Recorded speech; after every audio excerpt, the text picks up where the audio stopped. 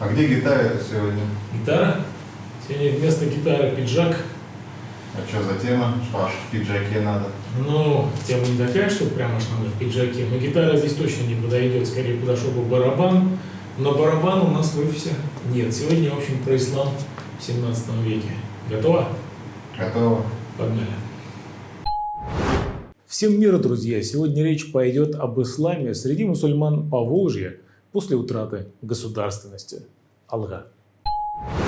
С падением Казанского ханства в 1552 году началась новая эпоха в жизни татарского народа.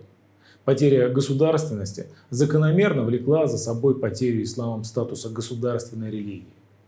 С этого времени, в понимании мусульман Поволжья, их страна вышла из категории Даруль-Ислам, территории ислама, и стала считаться Даруль-Харб, территорией войны. В сложившейся обстановке существовало два выхода: либо вести джихад, священную освободительную войну, либо переселяться в страны ислама, и оба они были испробованы. Сопротивление первых лет, стоившее многих сил и жертв, не принесло ощутимых результатов, и, будучи жестоко подавленным, во многом обескровило нацию. Спасаясь от массового террора, множество людей переселилось в Приуралье, эмигрировало в Крым и на Северный Кавказ, а также в Османскую империю. Со временем, когда ситуация несколько стабилизировалась, часть их вернулась обратно. Между тем, религиозный геноцид, возведенный в ранг государственной политики, стал определяющей чертой, характеризующей отношение российского правительства к новым подданным. Периодически повторяющиеся кампании по насильственной христианизации, усилившиеся после выхода соборного уложения 1649 года, достигли максимальной жестокости в годы правления Петра I и Елизаветы Петровны. Поскольку традиционное исламское представление о государстве в первую очередь как о религиозно-политической общине сохранилось в массовом сознании среди населения Волго-Уральского края, продолжали функционировать нормы исламского права. Вместе с тем, особенности исторических условий наложили свои отпечатки на специфику правосознания и юридической практики этого региона. Как известно, ислам стал государственной религией в Золотой Орде в XIV веке, в то время как в Волжской Булгарии он уже существовал задолго до появления империи монголов. Казанское ханство, как одно из государств-наследниц Золотой Орды, переняло основные постулаты сочетания религии и государства. Поскольку главная задача мусульманского государства виделась в исполнении божественной воли на земле, то и четких различий между нарушением права и неисполнением религиозных норм не проводилось. За нарушение ряда предписаний Кораном и Сунной установлены вполне определенные санкции, такие, например, как смертная казнь за убийство. В типично исламском государстве реализация предусмотренных шариатом мер ответственности за те или иные поступки была возложена на специальные мусульманские институты, муфтияты, кадияты и прочее. Ликвидация государственности, легальных форм исламского правления закономерно вела к разрушению прежней системы социально-нормативного регулирования. Правовые нормы, не будучи защищены государством, утрачивали юридический статус и оставались действовать как чисто религиозные предписания. Тем не менее, предписания эти продолжали строго соблюдаться по той причине, что многие из них предполагали как бы два вида санкций. Одна применяемая в земной жизни, а другая в загробной. Неотвратимость религиозного потустороннего наказания – отличительная черта гарантированности мусульманских религиозных норм. Эта особенность мусульманского права, тесная зависимость его норм от религиозного сознания во многом обеспечила его жизнеспособность и устойчивое положение в жизни татарской общины даже в условиях упадка социально-политических регулятивных институтов ислама. Помимо религиозно-обрядовой практики, исламское право продолжало широко применяться в регулировании брачно-семейных отношений, вопросов наследования, собственности, сделок и обязательств и многих других, включая международные отношения. Внешняя политика также строилась в зависимости от того, по отношению к какому мусульманскому или немусульманскому государству она осуществлялась. В силу исторических условий здесь сложилась особая структура социальной иерархии, которую возглавили родовитые уляма. Это множественное числа от слова «алим» – «ученый» или «обладающий ильмом» – знанием. Искушение сохранить свое положение, отрекаясь от веры, исключение из этого правила составляли лишь единицы, стало одним из тяжелейших испытаний, выпавших на долю представителей элиты. Носители голубой крови, отдавшие предпочтение нищете перед регенством, оказались в положении лапотных мурс. Большая часть их продолжала родовые традиции, стремилась получить законченное мусульманское образование и, обладая несомненным авторитетом в глазах общины, пополняла ряды уляма. В связи с религиозными репрессиями, разрушением мечетей и медресе, главных очагов просвещения, получение классического исламского образования в своем отечестве для мусульман Поволжья стало практически недоступным. Единственным выходом из сложившейся ситуации оставалось обучение за пределами русского государства в странах ислама. Вполне закономерно, что взаимосвязи с этими регионами, контакты с зарубежными единоверцами во многом определяли последующее развитие общественной и богословской мысли Поволжья и Приуралья. В целом можно выделить два направления, служивших каналами проникновения новых течений и идей. Это Дагестан и Средняя Азия, Мавераннахр. Первоначально мусульмане Поволжья отправлялись на обучение в Дагестан. Вероятно, выбор этот в немалой степени был определен маршрутом передвижения местных купцов. Наиболее освоенный ими торговый путь проходил по Волге вниз по течению через Хаджи-Тархан, современной Астрахань, откуда казанцы попадали в Закавказье, Иран и Среднюю Азию. Дагестан, за которым укрепилось почетное название Бахр-улюм, море наук, в течение всего периода Средневековья, вплоть до XVIII века, поддерживал тесные связи с арабским Восточным Средиземноморьем, Йеменом, Ираном. К тому же здесь издавна проживали колонии арабских переселенцев, сохранивших родной язык. Неудивительно, что выпускники медресе, в которых преподавание велось на арабском, в отличие от Мавераннахра, где обучали на фарси, отличались высоким уровнем владения этим языком. Как отмечают исследователи, еще в XVIII-XIX веках ученые Йемена восхищались их познаниями и даже просто чистой арабской речью. Одним из знаменитых медресе Дагестана было основано Мухаммадом ибн Муса аль-Кудуки, автором популярных сочинений по грамматике, логике, догматике, многочисленных записей по вопросам фикха исламского права. Аль-Кудуки был поборником исламизации быта и правовых обычаев горцев, выступал за уничтожение противоречащих шариату адатов. Медресе его пользовалась большой популярностью на Северном Кавказе, в Поволжье, и, соответственно, служила одним из источников распространения подобных идей в этих регионах.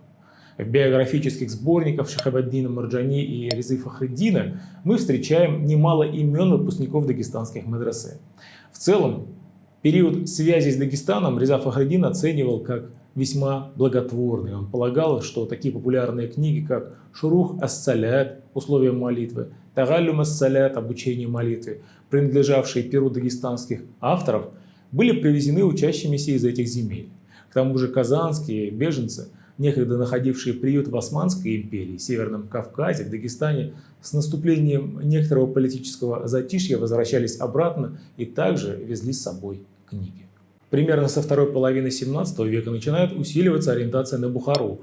В XVIII веке поволжские шакирды отдают уже решительное предпочтение бухарским медресе перед медресе Дагестана. Помимо политических и социально-экономических факторов, усиления российской экспансии на Кавказе, содействия правительства в торговле со Средней Азией, во многом выбор в пользу Бухары был предопределен общностью традиций ханафитского права. В этом плане Дагестан, являвшийся зоной распространения шафиитского правового мазхаба, для волго-уральских мусульман был менее привлекателен. Кроме всего прочего, связи с Мавераннахром, унаследованные еще с булгарских времен, возрождались благодаря суфийским каналам. По всей вероятности, оправившись после перенесенных потерь второй половины XVI века, тарикаты продолжили свою деятельность на территории Волго-Уральского края, и в XVII веке у среднеазиатских шейхов здесь имелись свои последователи.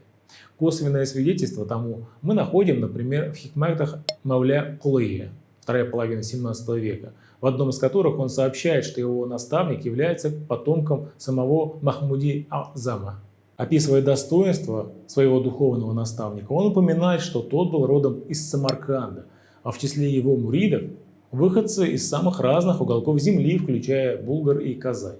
Поскольку речь идет о потомке Махмуди Азама, основателя традиции Накшабандия Дахбедия, долгое время остававшийся ведущим направлением Мавераннахры, можно предположить, что Мавля Кулый также был одним из ее представителей. В его хикметах встречаются и такие распространенные мотивы, как проповедь добродетелей и порицание пороков, почитание родителей, восхваление труда земледельца.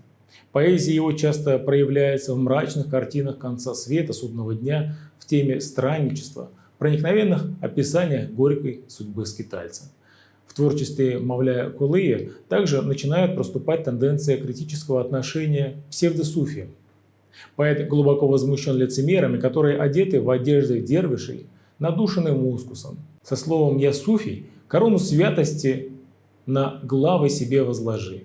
Питают плоть твою запретным до ожирения. Нет искренности в них, а лишь обман людей. Взгляни, душа их ненасытна, готова поглотить весь мир. Со временем лидирующее положение в Мавераннахре перешло к другой ветви Накшибандии, тарикату Муджадидия, зародившейся в Индии, куда Накшибандия проникла еще во времена Бабура. Основатель новой ветви тариката Ахмад Фаруки Серхинди, благодаря активной деятельности в защиту шариата, стал известен в мире ислама как Муджади Аль-Фисани, основатель второго тысячелетия. Отсюда основанная им самостоятельная ветвь тариката получила название Накшибандия Муджадидия. Тарикат требовал от своих членов неукоснительного соблюдения предписаний шариата, противопоставив его традиции экстатического суфизма. Учение Серхинди, как и полагается, основывалось исключительно на священном Коране и Сунне. Время появления этого течения в Бухаре датируют концом 17 века и связывают с именем шейха Хабибуллаха Бухари, получившего посвящение от Мухаммада Масума, третьего сына Ахмада Серхинди.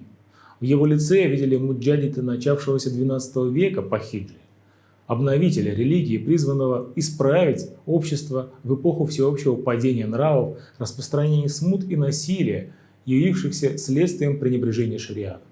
Шейх Хабибуллах был наставником знаменитого суфи Аллахьяра, который умер в 1720 году, автором многочисленных мистических трактатов. Выходец из Средней Азии, некоторое время суфий Аллахьяр жил в Казани и приобрел здесь множество последователей. Его произведения, особенно Сабат аль-Аджизин «Опора немощных», получили широкую известность в Поволжье и Приуралье и получили продолжение в творчестве последующих поэтов. Содержание Сабат аль-Аджизин вписывается в рамки традиционной суфийской дидактики.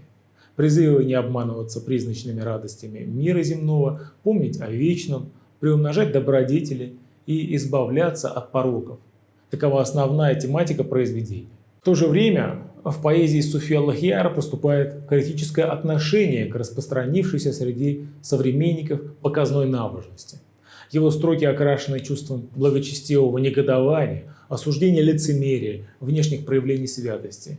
Тогда на словах тасбих и тахлиль — восхваление Бога, а внутри обман и хитрость. На словах проповеди и назидания, а в душе нет богобоязни.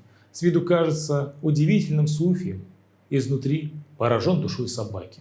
Тем, кто ищет праведную стезю, поэт советовал примкнуть к истинным подвижникам.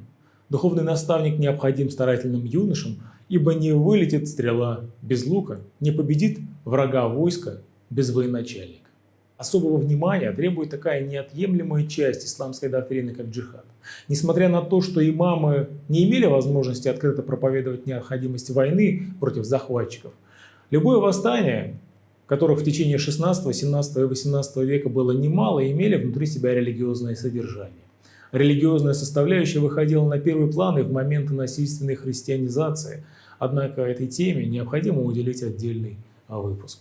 В любом случае ошибочным будет считать, что влияние суфизма каким-то образом в 17 веке понижало градус повстанческих настроений среди татар и являлось некой исламской концепцией, отвергавшей вооруженное сопротивление и несправедливости.